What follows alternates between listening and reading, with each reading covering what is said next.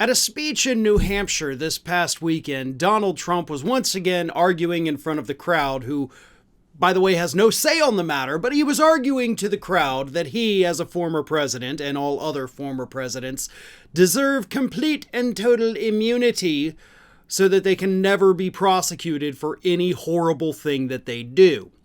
But this time around, Donald Trump tried a bit of a different argument, one that I really hope he tries to use in front of the Supreme Court, when he actually compared himself and his behavior to that of some of those bad apple priests in the Catholic Church, and we all know which ones I'm talking about.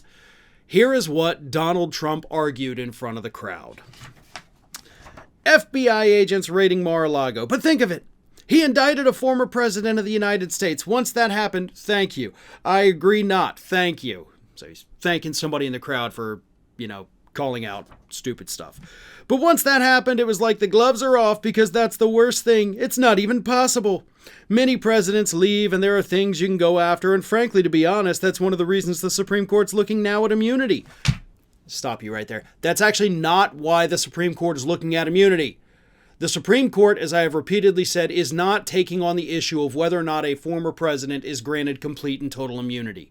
They're determining whether or not Donald Trump's actions with his attempts to overturn the election were that of a sitting president, in which case he would have immunity, or was he acting as a candidate, in which case immunity does not cover that. That's the issue. That is what they are looking at. This will have no impact whatsoever on any future or past presidents' immunity that is granted to them by the Constitution. That is not what the court is looking at. Trump is trying to confuse the crowd, which, let's be honest, pretty easy to do with these people. But anyway, he continues. But you have to allow a president to do his job. They'll make decisions, and it's like the police.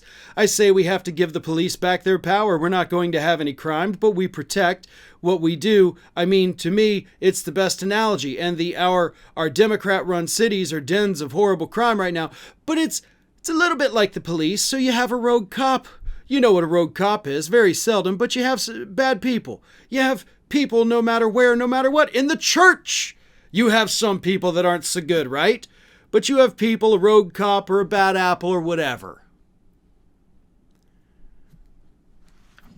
Now, as you're in the middle of a defamation trial, where a previous court had already said that you did sexually assault E. Jean Carroll, probably not the best time to compare yourself to priests that, have been accused of sexually assaulting minors. But hey, there's a few bad apples, you got to let them go, right? So here's what gets me about this argument from Donald Trump. He brought up the cops as well. And he had brought up the cops last week too, saying sometimes you got rogue cops, you've got bad apples, but we still have to give them immunity is his argument. And so he's saying here two things. One, he is saying that these pedophile priests should have some kind of immunity. That in and of itself is a horrible thing to even suggest. Like, why would you ever say that? Why was that even in your head? Like, why were you thinking about priests that are out there assaulting children? That doesn't make sense for that to just be a thing that's at the forefront of your mind. Second of all, you're also admitting that you're one of the bad apples, right? Like, we got to let you go. You're a bad apple, but we got to let you go because you got to have immunity. Horrible analogy. Trump says it's the best analogy. No, it's actually really, really horrible. You're admitting that you're a bad apple. You're saying that, yeah, you did some bad things, but hey, just like the cops, just like the priests, the cops are killing people, we got to let them go. The priests are having sex with kids, we got to let them go. I did some bad things, you got to let me go. And again, I sincerely hope that you go in front of the Supreme Court and make that argument, because I would love to see how they respond to that. Hi everyone, this here is little Athena. And Athena would like to know why you haven't subscribed to Fair and Balanced yet. So please, don't let Athena down. Subscribe today.